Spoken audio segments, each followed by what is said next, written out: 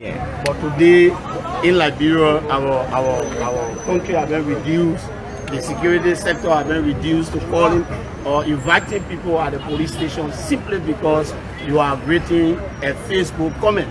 So as you know, the Unity Party currently a member of the CPP, and we are already in a driving seat for the presidency of this country to take charge of the leadership of this country.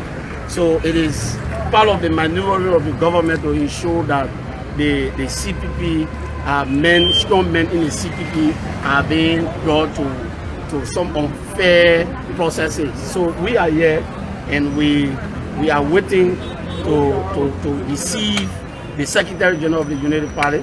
And as young leader and youth leaders of the Unity Party, we are also here with our young people.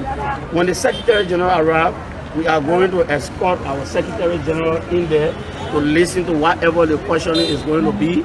If they don't agree that we all escort our Secretary General, then the questioning will be done right out here. That's why we are here.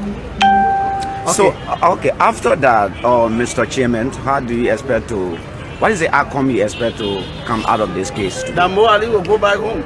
Do you expect that Mo Ali will go back home? Certainly. Because looking at the issue of Menipata Dumuya, this is the same issue that happened to him when they called him for questioning, and at the end he went in jail. And this is something that comes to you.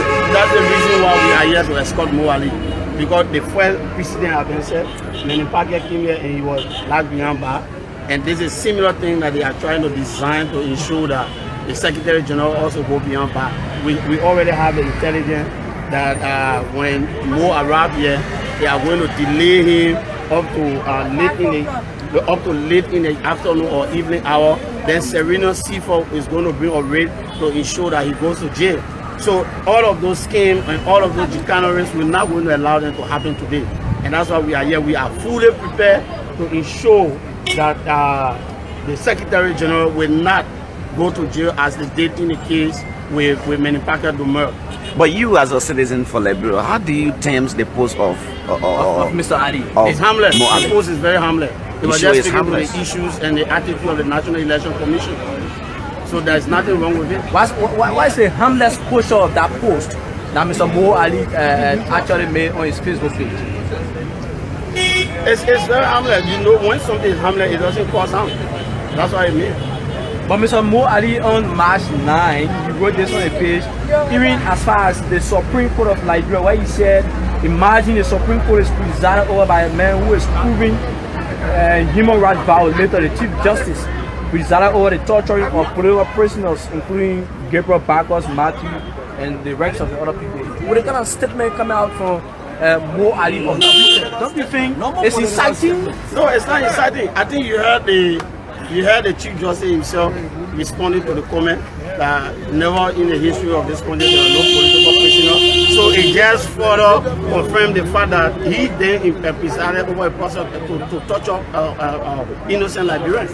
Because everyone in this country knows that indeed there were political prisoners at the time, and as Mo rightly stated, and he played a very major role. So as the Chief Justice, he came to respond to that. So Mr. Chairman, it has nothing absolutely to do with incitement or provocation or violence or whatever form it is. Looking at the time where the post is coming, and the representative for Lofa County also, he under investigation, and the Secretary General also under investigation, do you think that this is an issue that can bring chaos or other issues in the country? So you heard the Secretary General. He's a very learned fellow. He said this is a plot.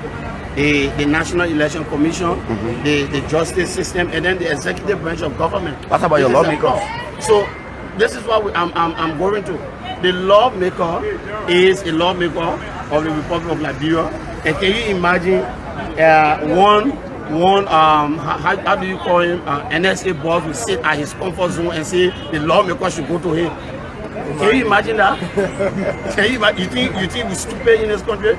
So with the statement that Mo said, we are aware of the activities of the plot, particularly from the National Elections Commission.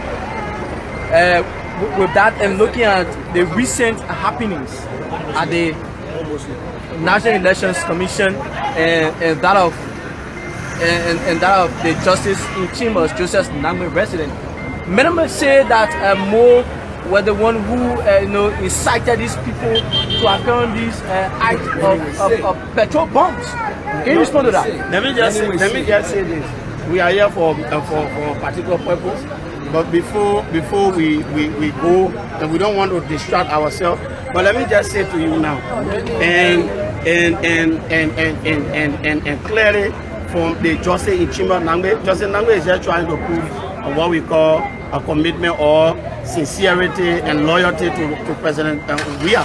So whether or not we condemn, you saw on all of the Facebook pages of our political leaders, the Secretary General, the National Chairman of the Unity Party, and all many stakeholders of our party, we condemn every act of violence or petrol bomb throwing in any form. So we condemn it. Our people don't subscribe to that. You know, we led this country for 12 years.